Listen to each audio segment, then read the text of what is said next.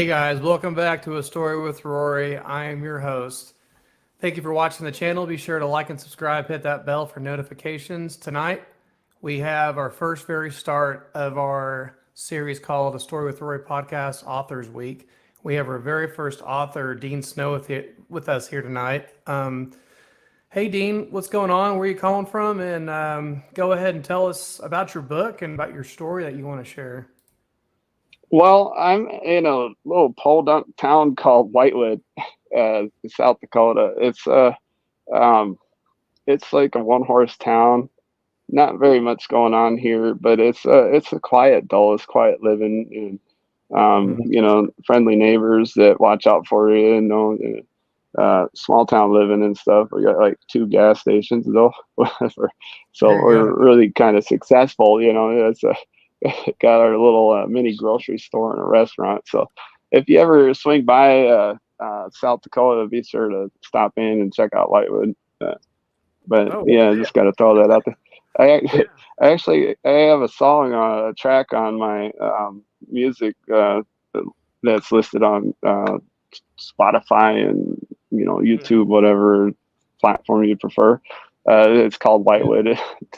It's a rap song I wrote, but yeah. Anyways, You have to check that out. yeah. uh, but yeah. Anyways, I'm 40 years old. I've been writing since I was a kid, and I decided to take on this endeavor called "Serial Killer in Love," inspired by one of my songs that I produced by the same name. It's That's cool. part romance, part psycho thriller. Yeah, it's quite a ride. There's a audio and a video, but the video isn't PG. I can't show that Yeah, on most things. Yeah, so like you get the audio taste. You'll have to wait till it comes out in the theatrical. yeah, definitely. Yeah, yeah, but there's definitely a lot of stuff there to be taken in visually and auditory, and you got to have some good set of headphones if Yeah, you're going to listen to it on your phone. Um, uh, absolutely. these are some beats a friend of mine bought me. I appreciated it. These are quite the gift. So I've been wearing them since. And uh, but yeah, Nice. anyways, so you got any questions or I mean, I'm sure you got some that. Yeah, I guess you kind of went over um, the forethought of how your book, was written and kind of like what the name is and everything, and kind of how that came together. I guess. Um, what's the summary? Like, what's the synopsis of the book? When did you write it, and how did all that start?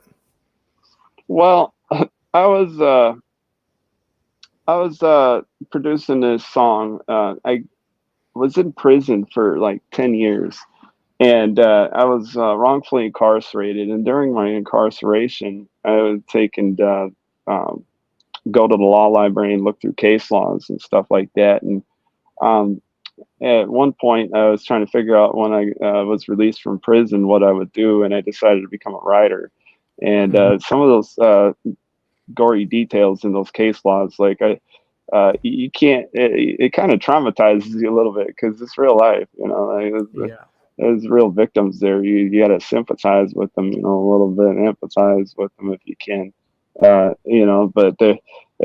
some of these case laws had so many different aspects to them with the victims, the perpetrators, and the story continues too. So this is like one segment of a piece of moment in history, and some of it's still going. I'm still appealing my case. My daughter was wrongfully taken from me and her mother, and um, we ended up kidnapping her, and her mother got 16 years, and I got 20 years, and I had to do half of that. Uh, Oh and man. then, yeah, they even called it a violent crime, and it wasn't. There was no violence. Hmm. They're full of shit. Right. Right. They lie, they exaggerate stuff, try to make a parent look like a kidnapper and try to make something that is supposed to be wholesome and good, like two parents Mhm. on an outing with their kid, make it seem like it's a villainous act. Right. That's wild. Boy, boy, they got some overactive imaginations. But yeah, so while I was there in prison, I was learning music and practicing the guitar, and I joined up with the church choir and was trying to get in the praise band. Um, and I finally did. For the last 3 years of my stay, I was part of the St. Dismas Church in prison. Sang with the choir for 10 years in prison. Oh, that's cool. Um, that helped to pass the time. But I decided I wanted to do writing and music, and that was like the things that I was good at, and I knew I wasn't going to have any savings or anything when I got out. So I decided to uh, try to take and make those my lifelong pursuits. That's the one thing they couldn't take from me, was that. Hmm. So I began learning as much as I could about everything from the business of it to the actual doing process of writing and playing music, and learn music theory. Uh, Talked with I remember I was just telling a story earlier. I was in the prison yard playing my acoustic guitar almost every day out there, and I was like just thinking back on that about how those guys, they were entertained because every day I was out there playing, and I was sure Hmm. they was out there dancing and singing in their heads and stuff, bunch of macho men. They didn't want to look like they were weak or anything, but I guarantee you they were inside their head, they were dancing. Yeah. But yeah, so I decided that I wanted to write, and when I got out of prison, I was looking to connect with some people that would be in the industry. So I started looking into Facebook, groups and stuff like that. And um, there was a guy in particular. His name was Brandon DeMars. He's a producer buddy of mine, but he used to play music, and he was a phenomenal singer. I enjoyed listening to him. He has just a great voice, and I thought maybe he might have progressed in his musical career because he's one of those guys I just know ain't going to give it up. He's got such a passion Hmm. for it. And so I contacted him, and then we were chatting, and I was asking him about what he's been up to since I last saw him. It's been 10 years I lost contact with him, being in prison. Um, so, I took and asked him to send me some of the stuff he was producing, and he sent me 3 tracks. And I was like, the first two are all right, like they sounded good, but they're just not my flavor. I'm more of a rocker, stuff like that. And Hmm. I it just wasn't my kind of feel, but they were good songs. Like, I'm not knocking him, he has talent. But this Right. one song he sent me is called Serial Killer, and it had like this Michael Myers kind of eerie feel to it, and I just thought, with the industrial kind of sound too, with the clanging and stuff in there, it sounded like something that you in an industrial park. And then Yeah. I said, that's a killer track there. You Yeah. know? I said, and he's like, yeah. He said, that's my garbage. And I said, garbage. I said, what? I said, that track that's a sick track. Like, why are you gonna Like, say what's the that's good stuff garbage? Like, sounding? right? Exactly. I was like, but us artists, we get that way. We're always meticulously like tearing down every bit and piece of our art. And so he said I could have the track for free, and I was like, Nice. well, cool, sure. I said, but I like to give credit where credit is due. So Brandon produced that wonderful track, and I remixed it and added some elements to it and stuff. But I had it all mixed, but I didn't have any lyrics yet, And I was like, I could write one of those like ICP kind of like really dark, twisted tracks like that, but you know, um, but that horror genre, it's hard, you know. And Oh, so I'm here. You guys, okay. it, it's it's hard to write in that style, you know, of getting into a dark mentality, because that's not me. I don't, you know, I wouldn't hurt a fly. But um, there was, you know, this moment when I was thinking, you know, I'm just gonna write a love song, you know, but make it dark, you know, like who's done that? Ain't nobody done that, you know. Right. You know, and so I wrote it, and um, put it together, and then I was contemplating even releasing it, you know, like thinking, you know, this might be a bad idea, but I did. I released it, and I started promoting it, um, and then you know, from there it just developed into this idea, you know, about this guy that is obsessed with some kind of chick or whatever, and you know, and so I started out with the premise, you know, serial killer in love is what I started out with, was that main title, you know, of the book. And you know, writing is it's a process, you know. It's still in its early stages yet. It's coming together. I have some 22 chapters written of the book, and you know, Dang, that's some work.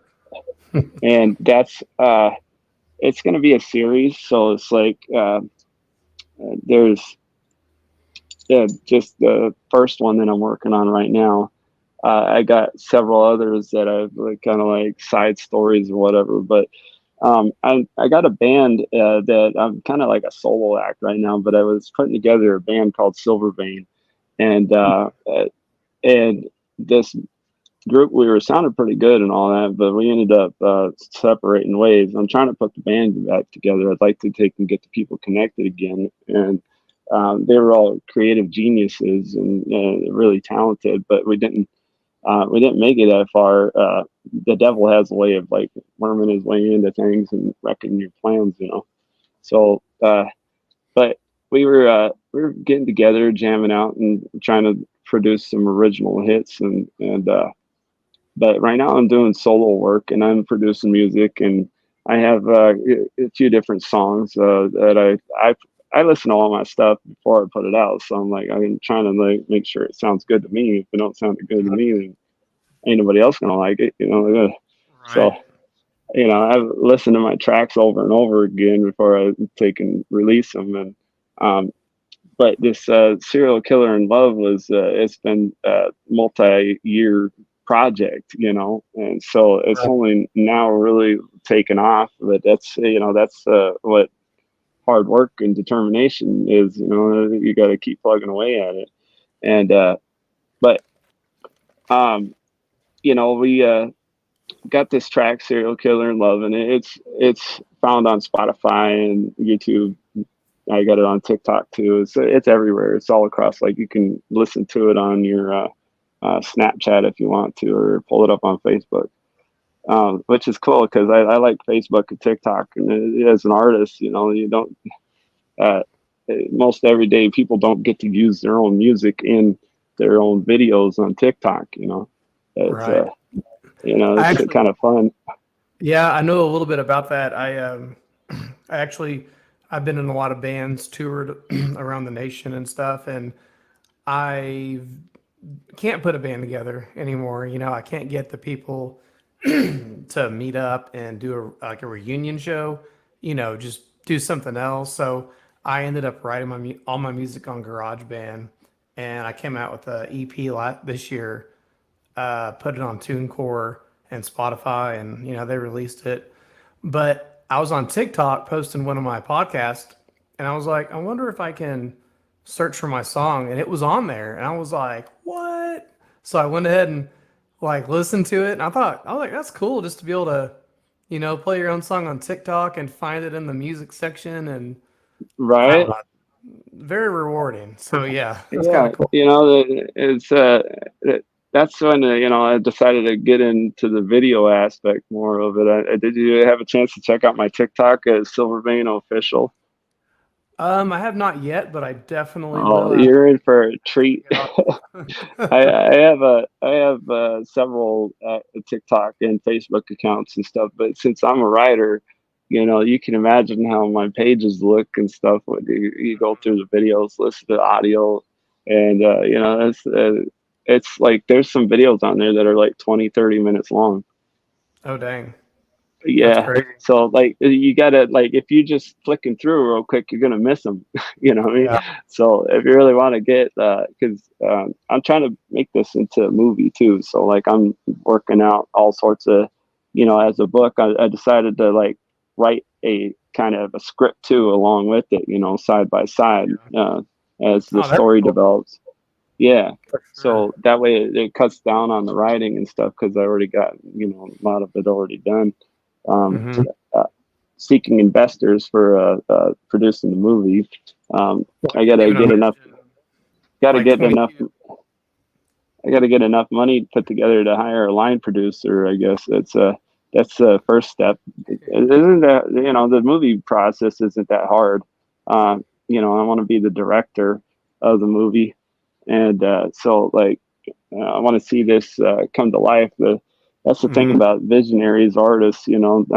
When I get a thought in my head, I gotta make it. And like this one guy says, you're making it for yourself because you want to see it. I want to read this book. You know what I Right. mean? So it's like I'm writing it for me. If I'm not happy with it, then I'm like so. Uh, but the uh, the book is actually uh, part biography. What I wanted to do is I wanted to write a biography about my life. I've done a lot of living and been through a lot of trauma. I had my kids stripped from me illegally by the state of South Dakota Department of Social Services, Child Protective Services, not once Man. but twice in 2004 and 2008. They manufactured a case against me, and I got to see the darker side of our government, and it scared the living shit out of me, And Yeah. I'm still reeling from PTSD I got going on.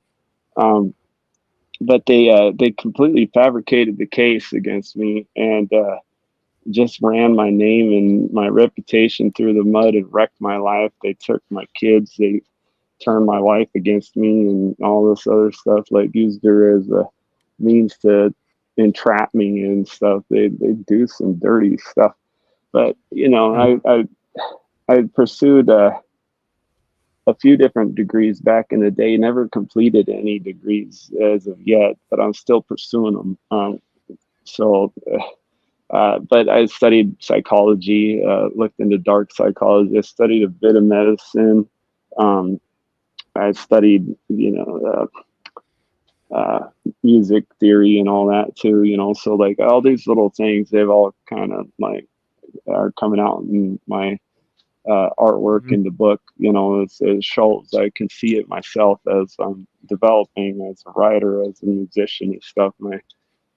My art reflects the development. I'm like, wow, I did that. Like Yeah. um, getting into animation and stuff like that. But I wanted to, write a biography about my experiences and detailing this stuff that happened, and um, and it's still ongoing. And it's just rather they harassed me and just messed up everything for me that I had going on. I had my daughter was so beautiful and such a happy kid, and part of those TikTok videos, if you watch them, there's that story in there. This Right. is my life. I'm putting it out there and visually too. So people can hear it. Mhm. And see it and witness it. And so those are real feelings. There's a video I put of my daughter to the song "Pieces" by Rob Thomas. It's a Mhm. beautiful piano song. It's a piano sonata that I put it to, and he's on there just playing and singing his heart out like he usually does. And I made a 3D video. It literally is 3D. Like if you can watch it on your phone, but it's a 3D video. Like you don't have to have the 3D glasses. You just got to focus on one point on your center point on your phone, Oh, and that's then you cool. watch it. Yeah, yeah, it's pretty cool stuff. So people don't even know they're watching 3D videos. That some of them figure it out, but it'll probably take a minute before they, because most people are used to just little short little videos of people dancing around and stuff, not a Yeah. full 30-minute video. but they recently said that you can do up to 60 minutes, but it's hard because they got the restrictions on the music. Yeah. Yeah, So it's tough doing the music side. yeah, they take and mute some of the videos and stuff, and so I'm trying to find a platform that I can. I mean, YouTube's all right, but I'm trying to find a censorship-free platform that works, uh, where I can really showcase my talent and put together a story. So, but yeah. Anyways, I was married not once but twice. I had a wife. Her name was Jamie. That was the mother of my uh, stepson Gabriel and my daughter Trinity. They were our AKA kidnapping victims. Uh, Uh-huh. and then I ended up getting divorced from her in prison, and um, that was sad. Divorce in prison is hard. I don't wish that on nobody, but I I ended can up, imagine that. yeah, it was rough. Uh, I ended up getting out and meeting up with this wonderful woman. Her name was Velda Snow, and I was fresh out of prison, and I met her through my daughter. She's actually my daughter's school classmate, but I didn't meet her till she was 18, and I didn't get with her until a couple of years later. But um, my daughter was still with the grandparents, and she was suicidal, and they were isolating her out there, and that was making her worse in her mental condition. And they did that because I was released from prison, and they thought that I was going to come take her again or whatever. And what they didn't know is I had been in contact with her for uh, at least a couple of years before I got out of prison or whatnot. I was calling her and talking with her on the phone and stuff. And she wanted me to come pick her up and rescue her, but I said, I just did 10 years. Like, it's kid, like, you're asking a lot of me, you know what I mean? Like, Right. that it's going to risk me possibly going back. I said, can you handle it for like, 6 more months? You'll be 18. And she was like, no, Dad, I need to get out of here. And so I was like, well, I'll see what I can do, And so I tried to go through the legal process, and that's what happened was they didn't like that I was doing it the right way. They kept throwing up roadblocks and stuff, telling me I couldn't do something when I knew for damn sure I could. It's different when you know your rights. Right. But I ended up getting rearrested. But the day that I got rearrested, Velda Snow had stepped up out of everybody that I knew, my family, my daughter's family, my daughter's friends, people from the church, that she went to, and other, people that claimed that they were concerned about her and stuff, but they wouldn't do anything to help her out and stuff. And so, um, Velda, she stepped up when nobody else would. And so I was forever indebted and grateful to her. But I ended up going back to prison on a detainer for a little bit. And then I went to the mental hospital because they said I was too damn depressed. They said I couldn't function well enough to assist my attorney. And I was like, well, all right. So they sent me down to be evaluated and this and that. And then they sent me off to the mental institution. But during the evaluation, they said that I was, uh, my test come out that I was psychopathic. And the doc says that's not right because he shows emotions. And I think the word that he was going for was sociopath. I'm more of a Right. sociopath than anything. I've been damaged so much that I can't function normally, and it sucks. But I'm still pushing forward, and Right. Working through it. this writing stuff, it really helps. And so, but part Yeah. of the draw of the book is that it's based loosely on my life. It's my life story. It's a biography I'm writing, and I'm That's sprinkling cool. in a little bit of my life in there in the stories. But I decided to one day I was like looking at um, some information on, like, just out of curiosity, morbid curiosity, if there was any kind of therapy for somebody that is a serial killer that wants to take and come forth and confess, Right. how would that look, Yeah, you know, that's cool. I mean, and that's a cool way you're integrating, the science fiction or the fiction part from real life, right, autobiography. right, right. What is real anymore these days? Anyways, it's all subjective, isn't it? Yeah. Yeah. Anyway, Well, I mean, stuff that I guess that you went through and you put it in the book, and I guess like your perspective of it, you know, maybe someone might see it differently from a different perspective, but you have the real story because it happened to you. right. So, Well, it's that's the thing about like writing and stuff. Is I'm trying to write it from other people's perspective too. mhm, Being able to be a good writer, you got to write. You're writing not just like, if say you got I don't know, take a Stephen King. I read The Stand. That was a pretty good one. But in one scene, you have multiple characters, and you have to write from everybody's perspective.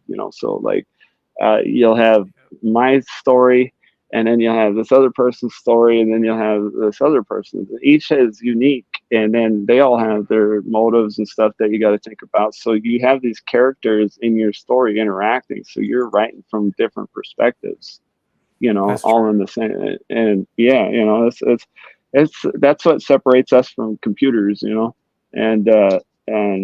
whatnot, is things like sense of time. We have a different sense of time than a computer does. To a computer, Right. everything happened just at that moment, but Hmm. we understand there's a past, and then there's going to be a future, so Hmm. yeah, AI's come a long way, and that'll be the day when they, really bridge that gap. But I hope yeah, not, but it's probably going to happen. So, yeah, uh, watch out for that AI. Oh no, it's taking I'm over our really, jobs. I'm really not. I mean, I think there's certain uses for, robots and things to like be in harm's way instead of putting a person in harm's way. I get Oh yeah, stuff like that, but yeah. They got this robot dog that puts out fires and stuff, or crawls in to rescue people. It's cool stuff that they're working on. taking over infrastructures, that's just not. First of all, it won't work when they try it. It'll have to be like several goes, I'm sure. And I mean, someone's got to run robots, someone's got to take care of them. So I'm like, it's like one of those things. It's like, oh, this sounded great at one point, but we didn't really think it through, you know? Right. So, Yeah, I was watching that, that Matrix a long time ago and stuff, and that one really gets into your head, makes you think. But mhm.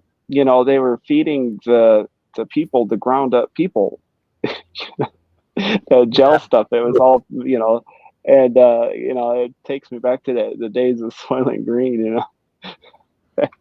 yeah, that's but I don't know. Hopefully that ain't gonna be us. I don't feel like being food for other people. But like Mad Max is or something. red pill or the blue pill? That's what the question. Yeah. Try not to take So either pill if you can, but hey, yeah, so yeah, my wife Velda there, her and I had an interesting begin to our relationship when she rescued my kid with me, and then I got out and I heard all sorts of tales about her, and I don't want to repeat them here. I'm not trying to bash her, but um, Mhm. in short, though, the fact is that she had a meth addiction and uh, undiagnosed heart condition. And because I studied medical stuff throughout the years, I've read autopsy reports, stuff like that. Like looked up medical terms as I was researching people's cases, and I also went to school at Box Elder Job Corps in Emo for nursing. So I had some training. I've worked in some hospitals in and around doctors. I learned medical terminologies and stuff that, and I was able to discern that my wife had a heart condition. It was suspect because she would smoke a cigarette, and I used to be a cigarette, enthusiast, but now I hate those things. They're gross. And but I had a sneaking suspicion because every time she would smoke a cigarette, within like 15 minutes, it was like you could set it by your watch. She would have what they call a pseudo seizure, and she would start shaking violently and then flop over and hit her head or whatever. And, she was unresponsive, like she biting her tongue and stuff like that. It looked like a real seizure, but there was some giveaways that told you that it wasn't caused by uh, any kind of brain abnormality.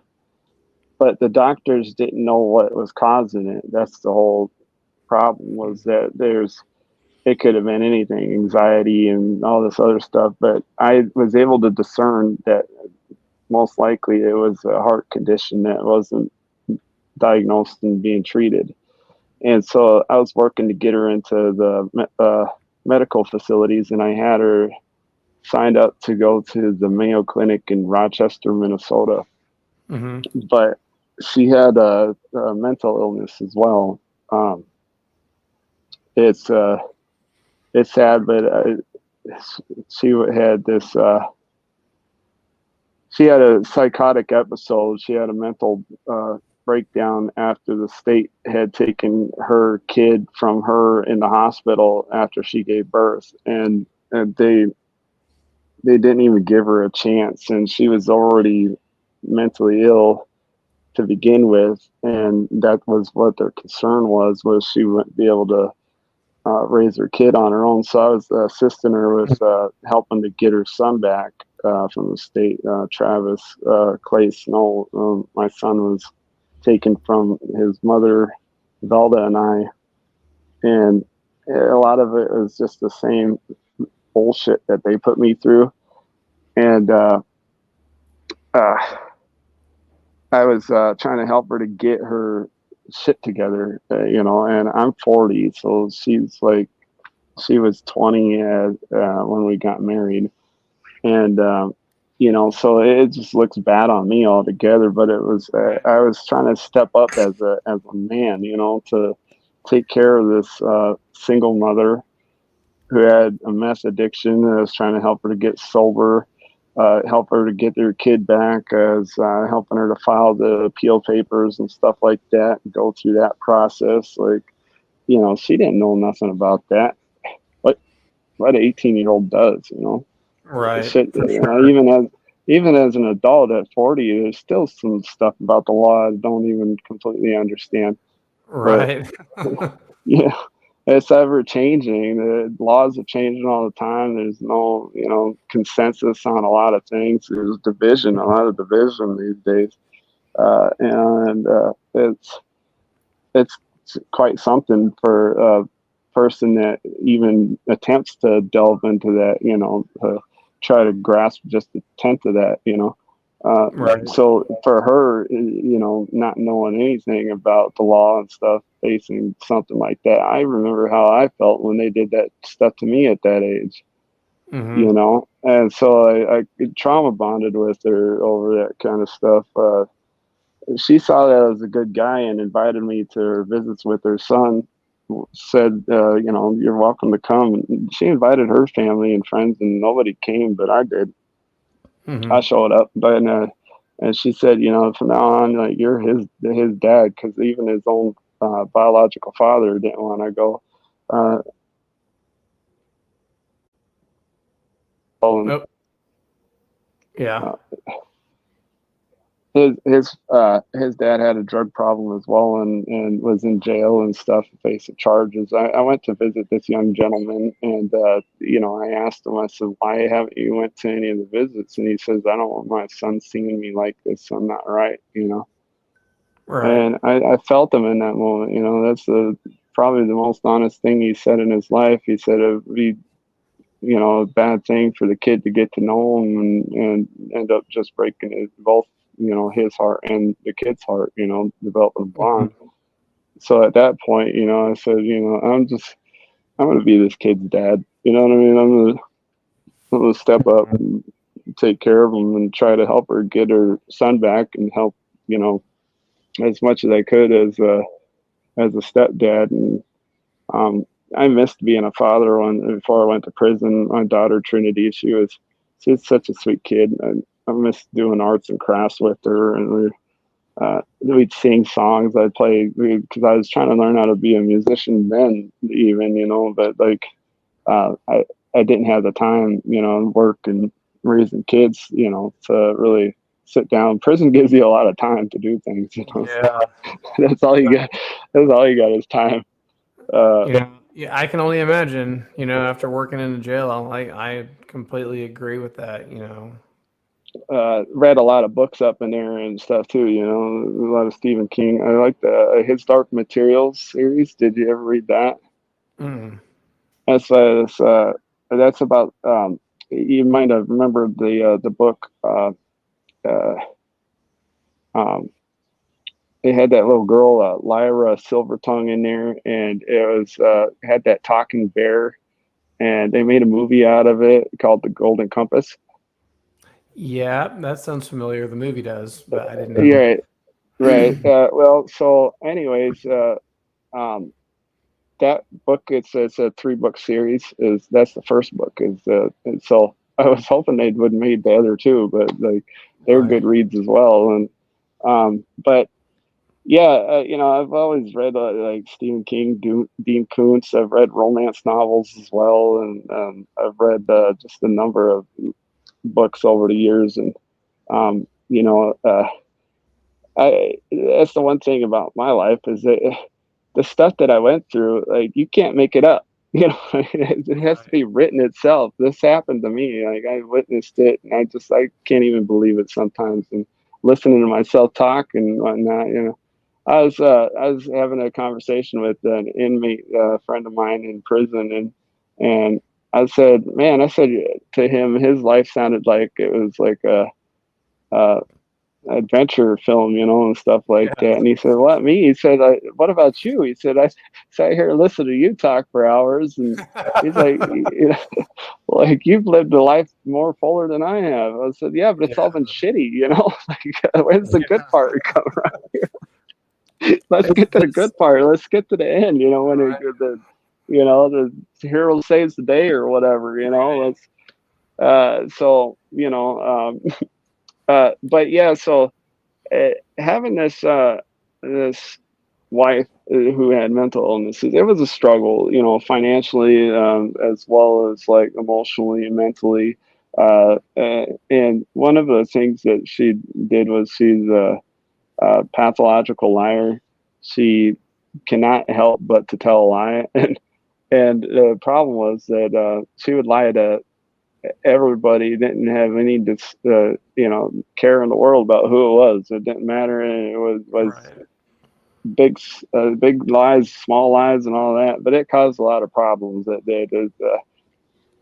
Um, I don't want to get into that too much here because a lot of it's going to go in the book, but you'll have to read about it. But there was I'm covering all sorts of topics from domestic violence to cheating to mental illnesses to drug addiction, sobriety, alcohol as well. Hmm. I'm talking about that. That's an epidemic too. Uh, Oh, but very true. you know, it there's it's called Every 11 Minutes, where they're talking about this fentanyl that's going around. That thing's terrible as well. That's killing off all sorts of people. You touch that stuff, it's so potent it gets into your skin, and you can have a little kid or something touching something that had that on there. and they're next thing you know, they're dead and stuff. And that's what happened to this little kid, a 1 year old kid, and stuff. And um, that that's a harsh reality we're living in these days, where these chemicals are killing us off, and you don't even have to be a user of them to succumb to that kind of stuff. But you know, uh, yeah, this wife of mine, she had all these problems going on in her personal life, and trying to help her sort through that and get things organized and get her to her work and being her support. She had no other support system. Her mom had evicted her out of her home, and her sister has issues too and stuff like Mhm. that. And she was sick. She had a UTI and was throwing up, and she was on the brink of death. She lost 20 pounds, and had no support system and addicted to drugs. And I said, I got to do something. But as her boyfriend, I'm limited. So, and I loved her. I cared about her a lot. And I sacrificed a lot for her. And one day I hope she realizes it. But, um, I had to step up and do 10 times of what my normal is, what my limitation, I Right. had to become kind of superhuman and stuff and take on, and I just got out of prison too. So, but, Man. she, I ended up having her committed to a mental hospital, about a year into our relationship. And, they said that she was in a psychotic episode for an entire year, and it was triggered by her kid getting taken from her. And Wow. the problem was that all of the stuff that she's doing made me look bad, and I was the one trying to help her out. And these other people didn't see it like that. They had their own little twists and turns that they want to say, "Oh, I'm the big bad guy because I'm older and stuff." Ageism and sexism and Mhm. all that. Misandry and you know.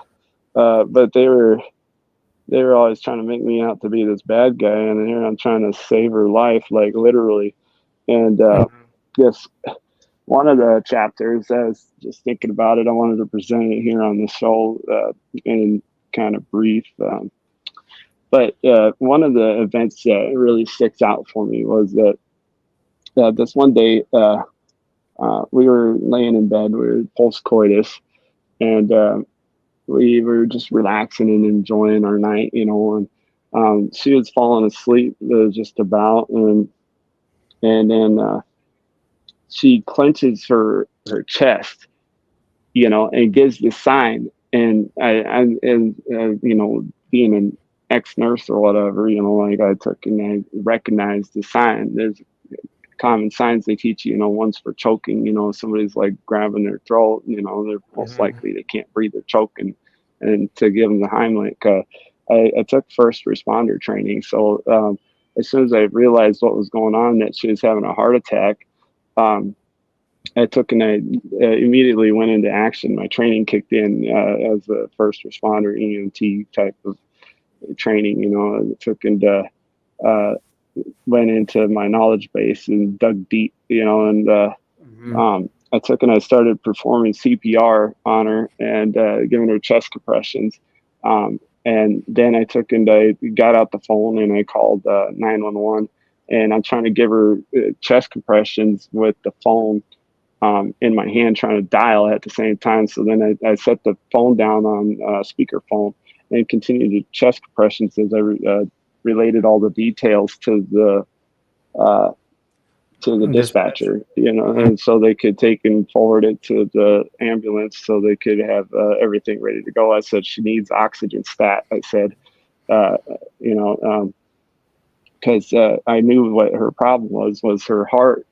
The reason why she has these seizures is her heart has an overgrowth of the left ventricle on the lower side of the heart.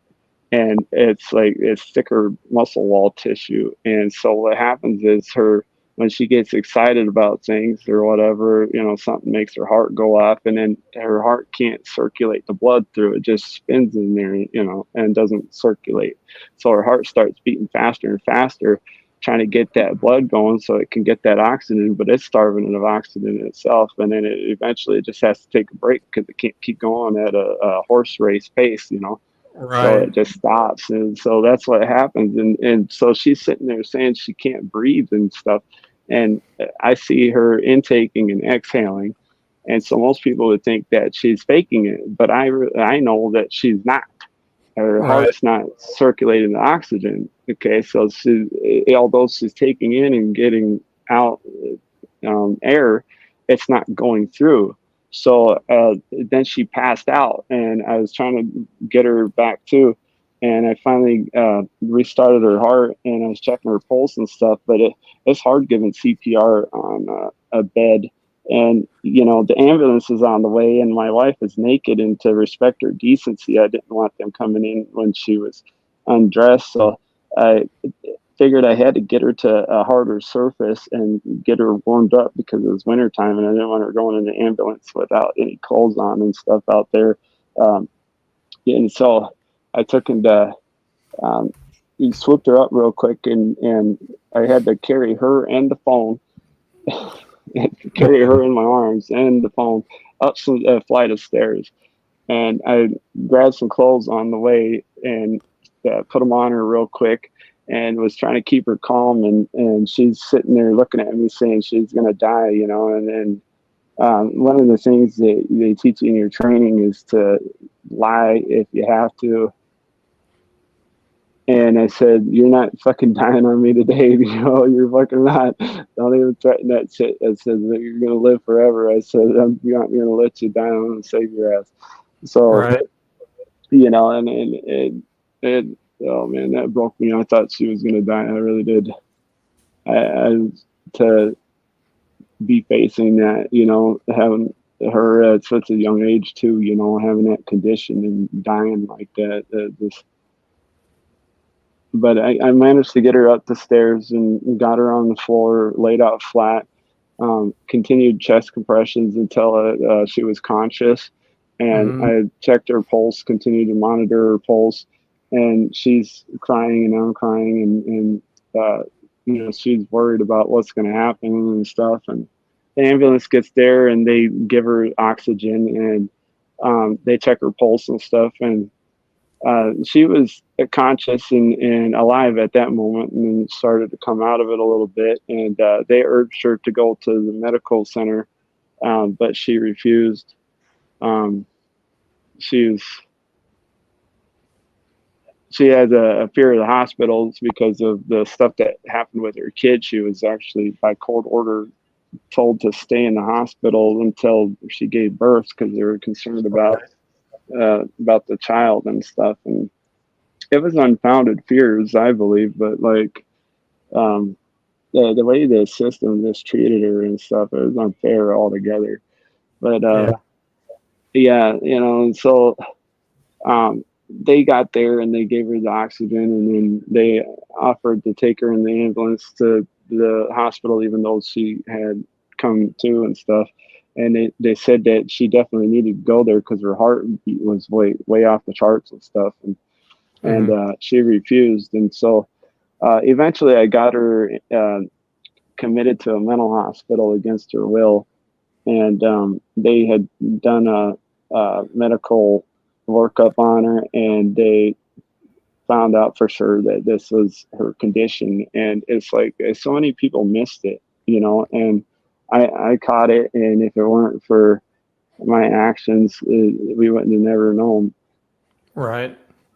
I had to tell the doctors down there to check her heart and stuff, Mm-hmm. and they did. They ran it, and they um, confirmed my diagnosis. And it's Right. sad, um, but she needs a heart surgery, and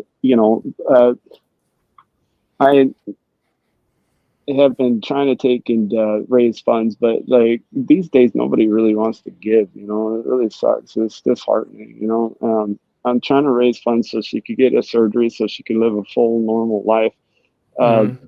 after that one heart attack, or I don't know how damaged their heart is, but every one of those incidents is slowly damaging their heart even more, and uh, and there's no telling how long she could live. But Right. in at this rate, though, uh, it, it's looking like it's possibly within the next 4 to 5 years that she would die. So she's got some time, but the problem is you don't know Without when it's going to surgery. happen. You know what I mean? Like, um, uh, she could have a sudden cardiac arrest and her heart just stops and she would just die right then and there. I guess that's the risk we all take, but hers is an even higher risk. And for a 20-year-old, like she's got the rest of her life ahead of her. Oh, puppies, you want to come up here too? Well, come on. Right. Well, if you want to send me that GoFundMe link, I'll be happy to put it in the description. And if somebody wants to donate, that's just another avenue that you can get those donations. So, Say hi, babe. mhm. That's my mom's dog. It's my sister. Dokie dokie. She's a How's that, a she's a Doberman? miniature pinscher. Yeah. Mm-hmm. Ankle biters. No, not her. She's a sweetie. Yeah. Those are sweet dogs. So, is your book, The Confessions of a Serial Killer, is it already out or it's just still in production? It it's still in production. That's the um I'm like 22 chapters in. But I'm writing other books too. It's a series.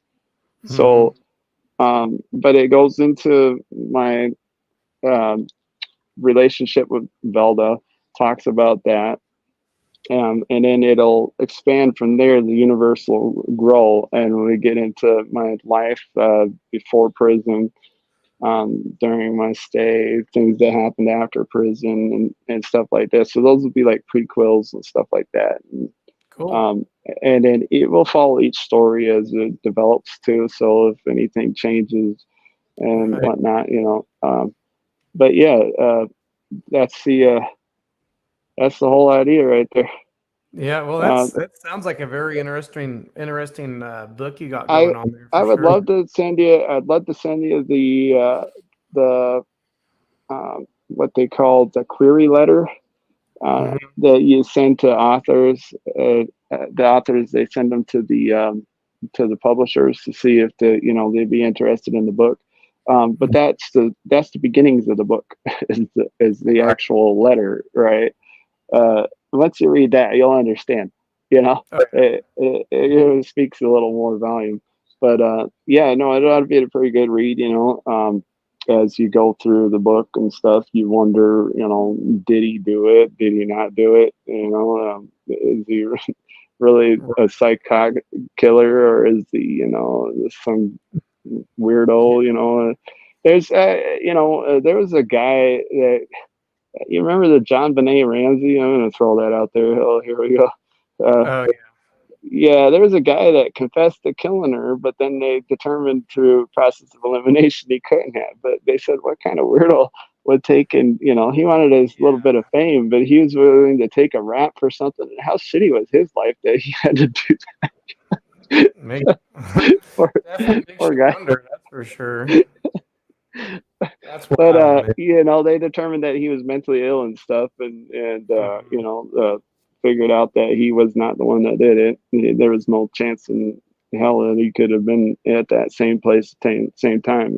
So Right. that was a pretty easy elimination. But there's people that have falsely confessed to crimes before. I know I'm one of them. Right. I know how easy it can be to take and get coerced into a false confession and plead guilty to something that you really didn't do.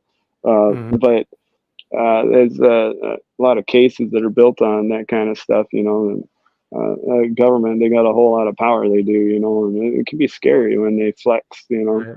You buck them just a little bit, and they buck back hard. Oh, uh, yeah. but yeah, so uh, writing this book and stuff. It's really tell-all in-depth look into how, the darker and the brighter side. There's bright moments too, there's happy moments. Right. I recall some really pleasant memories and stuff, and so those will be in there too.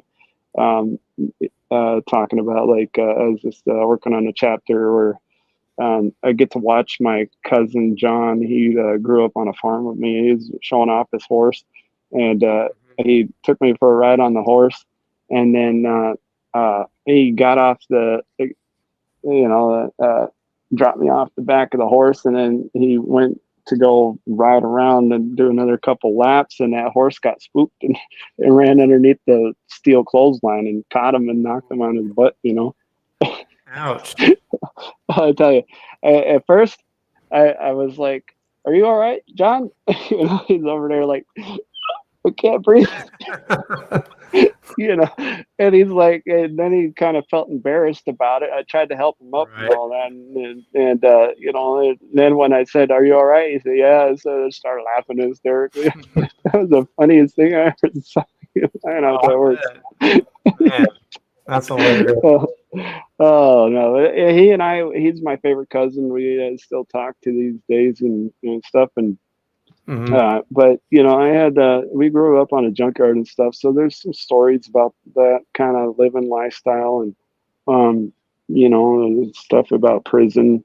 There's going to be quite a tell-all in there. There's a lot of stories to tell, a lot of real life experience. You know what I mean? Like these Oh things, yeah. you know.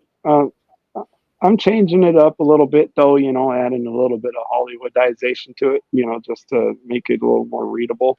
But Right. I'm trying to keep it as true to reality as possible. And so this ain't I about can't wait some to read it. fictional vampiric characters or anything. This is like these are real events. Like I said, it's a Hmm. biography and whatnot. So like these are real events, just with a little bit of storytelling added to it. So, Well done. nothing's really to be taken too serious. Velda's not in any danger, Right. and people are, uh, safe and happy. But I'm just trying to take and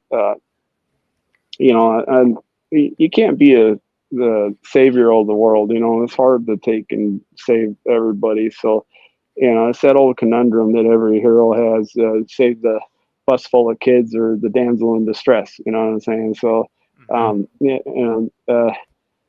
yeah, sadly, I can't be the hero for everybody, but I decided to make it a mission to help Velda to get clean and sober and, uh, impact her life in a positive way. Because in order to have this heart surgery that she needs, she has to be sober, and Hmm. it's important because they won't do the surgery if she's actively using. They can't even put her under Right. to work on it, or Right. so that's important. And then she has to be the health wise pretty, besides her heart, Hmm. be a healthy weight and stuff like that. So, anyways, but I'm trying to take and raise these funds, and it's through any means possible. That means the music. I'm releasing an album of hers, and working on it. It's been hard to take and get all this stuff organized, put together, but I have an album that is produced that is detailing her life before pregnancy, during pregnancy, after she gave birth, and then when the DSS took her kids. It chronicles that, if you listen to it in order. But Right. it's a project I'm working on. It's all music that she released during that time, and then some of it crosses over into my songs and tracks, and then we got some tracks we were working on together, and but those are all part of the story. So as you read the book, it'll be interactive. You'll have the videos. Like I said, it's a biography, so you can check out some of my videos. And as the story develops and stuff, you'll be able to kind of see what I'm talking about. It'll be a Hmm. visual of the book, interactive, and so you can check some of that out. I have links and stuff like that, and um, it'll be digital first. When the print comes out, I won't have all that. So like the digital Yeah. version, you'll be able to go through and see the different pieces as I put it together, and um, but yeah, so if you want to take and go over and check out Silver Vein on Spotify or anything like that, Okay. YouTube, they got Apple Music. Those are the bigger ones, I think. Um, but if you wanted to go over there, you could check out some of the tracks that I got. I like Cruel Intentions. That was that's a deeply heartfelt song. Um, Chopped and Screwed is another one. That one's an ode to the bullies and people over the years that picked on me, and that was a tragedy element itself too, but it made me who I am these days. It built my Right. character. And because of the shit that I went through, I wouldn't do it to somebody else. Like, well, I don't Right. know. I know how it feels. And why would I torture somebody else with that stuff? Right. Um, but yeah, so there's that one, and then there's I really like the song I produced. Yes. I really like this one track I produced of Velda's. It's called "Love Me or Hate Me," and it reminded me of one of the um, times that we got into it. Over her being unfaithful, and I was like thinking in my mind, do you love me or do you hate me? Like, why would you stay with me and treat me this way? Why Right. not just leave?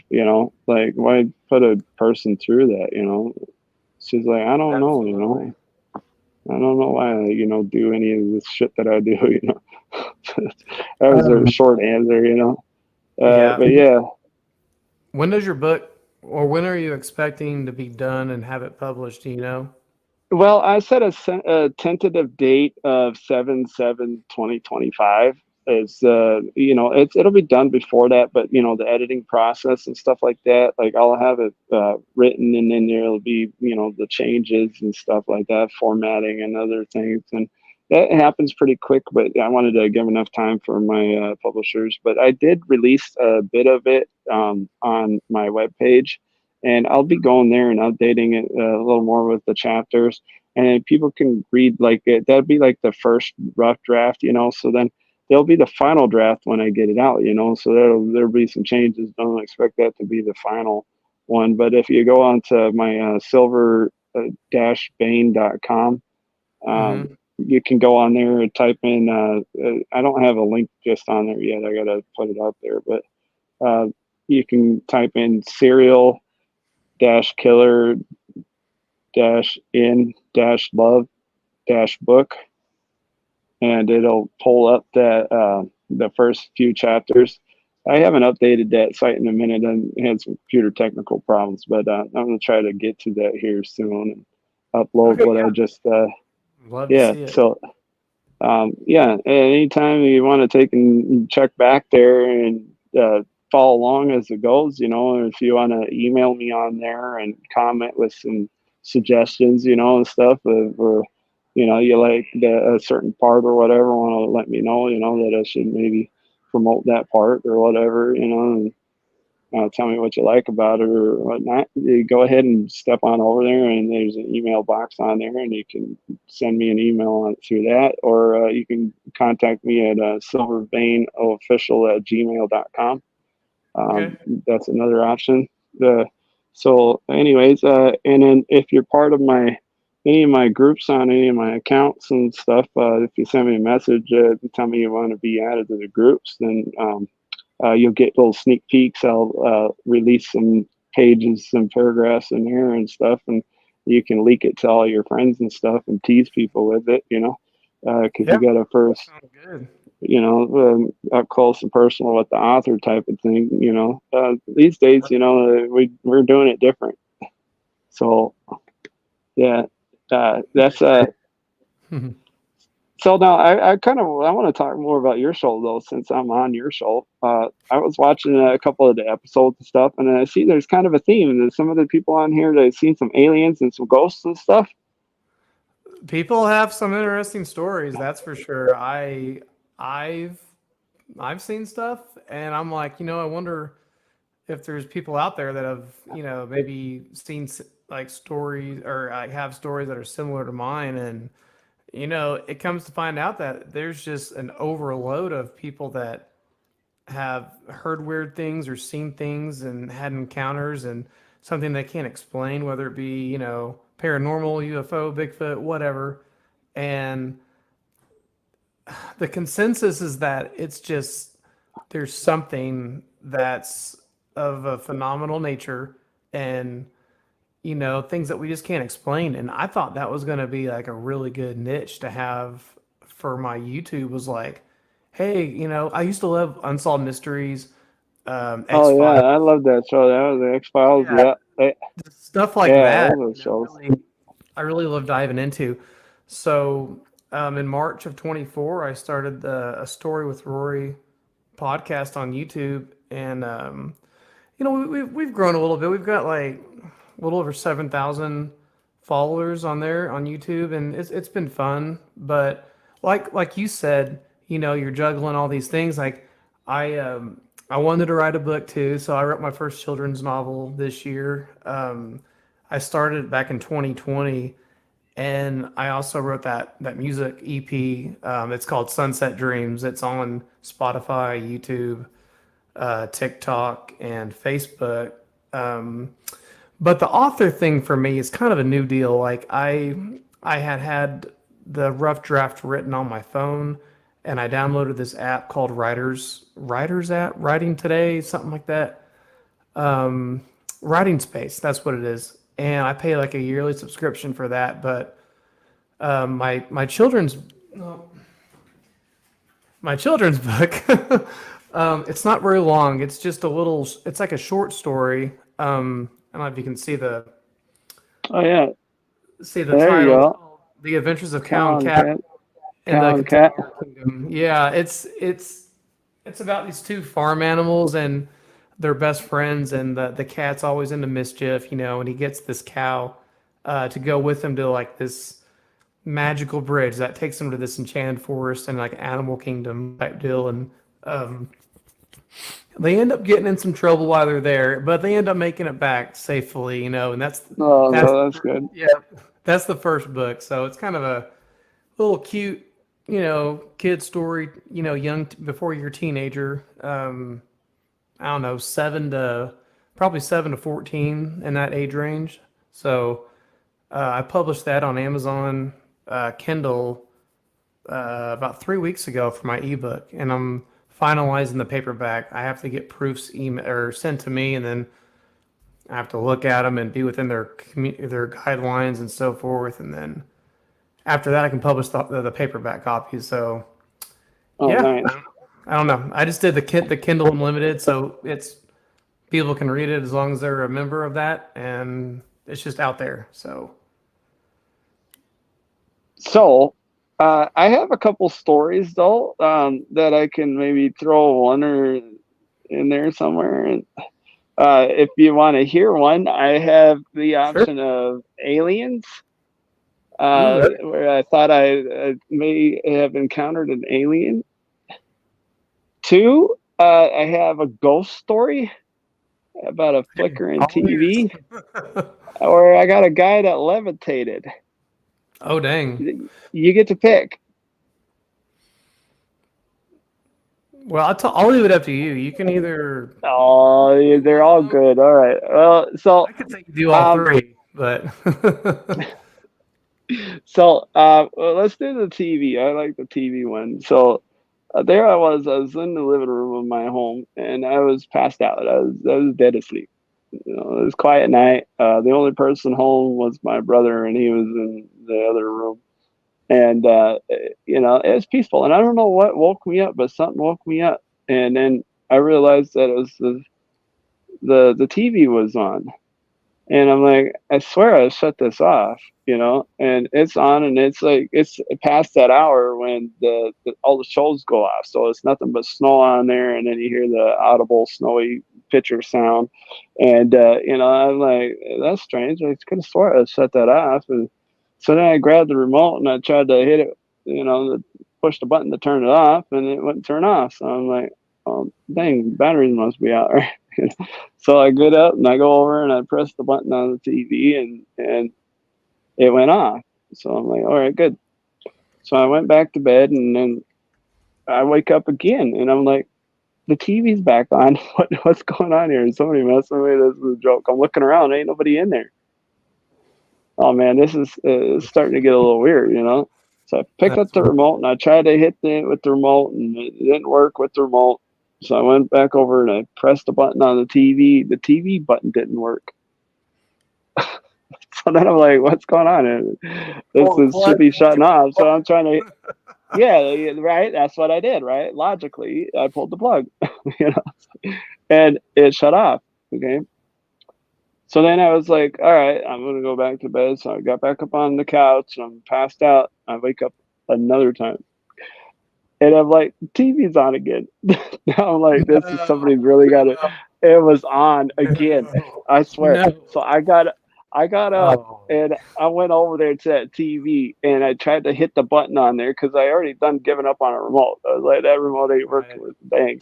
And I'm hitting it and I'm checking to see it won't shut off. Like, and then I go to pull the plug because I figured somebody was messing with me, you know, and had pulled a prank on me, and the plug's not even in. Do-do-do-do-do-do. Oh man, I tell you, that's I finally got it off, Oh, right? And then I said, I'm not sleeping in this room anymore. That thing was haunted. That take TV, a I don't know bat what it to was. it. Whack. That was the last time I slept in that room. Oh Lord. But yeah. Anyways, that was one story.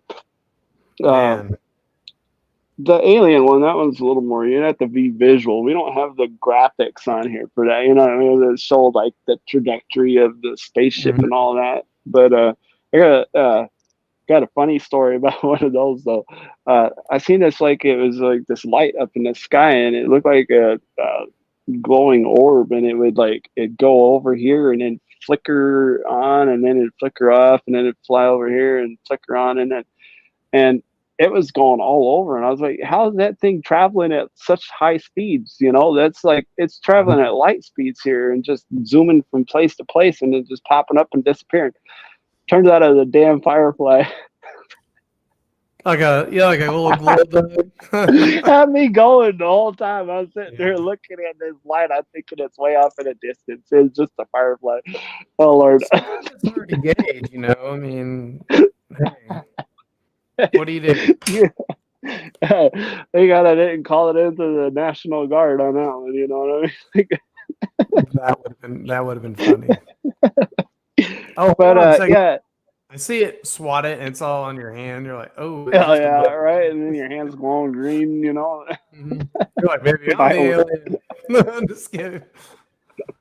Oh, that's funny. oh yeah. But anyways, then the other one was this one was a levitating man. All right, I swear, I I wouldn't believe it if I didn't see it myself. Okay, so like this is like it's out there, out there. I don't know how this happened, but when I was in Job Corps, there was this gentleman that was claiming that he was part of a coven, like a witch group, right? You know, and he said that he was being haunted by some kind of demon that would come into his room and grab him and scratch him underneath the blanket and stuff, and he'd wake up with these marks and all that, and didn't know where they come from. So you know, he and a couple of guys decided to have a séance and you know banish this demon and stuff. You know, so. And I was just laughing at them. I'm thinking they're funny, you know, these bunch of clowns just bored and ain't got nothing better to do, you know. Um, but out of morbid curiosity, I wanted to watch this seance, and my room was right across from theirs. So I heard that they was going to do it later that night. So I went there, snuck up real quietly as they had the lights off in their room and all that. I watched them go in there, and I watched them, you know, get settled around the circle, and they started their little chanting prayer stuff, and they had turned off the lights, but. I was standing outside the door, and like you could see through the door, it had a window on it. We were in a dormitory area, and I'm standing there watching, and this guy was sitting, you know, cross-legged on the floor, you know, and he was sitting in front of this chair, and it was like a grandfather's chair or whatever, you know, recliner, rocker, and it was pretty big, pretty tall. So, but I watched this guy. He levitated off the ground, still sitting with his legs crossed. He levitated up, and then he kind of tilted over and then flopped right over the back of the chair. It landed on the ground. Boom! Big old loud noise. And the other guys, they startled, and one jumped up to turn on the light and everything. I was in my room and I was under the bed as fast as I could get, and I never came out of there. I was like, but then I thought about it, and I was like, if it got him like that, there ain't no way I could stop that thing with not even this little blanket. Like as a kid, you ever hide under the blanket when you was a kid and a monster coming to get you. I tell you what, but this monster was real. It was right next door. So I'm like, yeah, I'm gonna go to bed. I'm just not even gonna think about it. Hopefully, they don't want nothing to do with me. It's already got that guy to pick on. So, That's wild. That's so yeah, that's how it went. Well, those are my stories. Those are fun times. Fun times. Well, it's cool, Dean. I've enjoyed having you on the show. I can't wait for your book to come out, The Confessionals of a Serial Killer. And sounds like you got a really good grip on it, and you got some good material going into it. So I'll be able to check out the Silver Vein. I would suggest you take and go start out with the track. Okay, the track is it's got real audio mixed in there. Okay, so we're talking like real phone calls, real stuff. It's the book right there. Just the audio alone really freaks you out. But like I said, trust me, Velda was not in any danger. Okay, I promise. Okay, I swear 100%. She is perfectly safe. All right, so it's all artistic. She listened to the track and loved it, and had agreed to let me release it. So, Cool. yeah. So for your enjoyment, but it's all about art and expressionism, and telling a story. And like I said, I'm using this as a platform to bring light to her mental illnesses and her heart condition, and try to get her some help. And from the sales and stuff, I'm going to take and donate a portion to her heart surgery and her future mental health stuff. So Yeah, send me the link, and I'll put it on the description. We'll do. People can donate from there too. Yeah, all right, we'll do. I'll send that, and but it's been a joy talking with you, Rory. This is a pretty good podcast. I like to stay tuned in and try to catch it. I'm so busy, I ain't got time to really watch anything anymore these days. Yeah, but I'll try to catch a couple of the episodes and see how it progresses. Because I'll be checking back to get the link and stuff when you get it posted. So I'll follow along with what's going on. Try to keep up. But it was a joy. Thank you for being a good host. I got like 9 other authors I'm going to have on too. So this is just going to kind of be a series. And you were the first one for this series called Authors Week. So. Oh, well, awesome. We're making we're making history right here. This will be, people will be talking about this years down the road. They'll be saying, "Hey, remember when they did that interview with Rory and all that, chopping it up?" Yeah, mark this day. Okay, that's right. The history.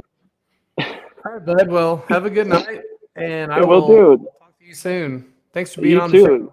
Yeah, and thanks for having me. All right. Good night. Good night. Hey guys, thanks for watching The Story with Rory. Appreciate it. That is Dean Snow's book called The Confession of a Serial Killer. It's a half fiction, half real life biography, so from himself. And I am looking forward to checking it out when he's done with it. So don't forget to hit that subscription button and that bell for alerts when we're doing a podcast. And I'd love to see you guys again. So until then, we're out.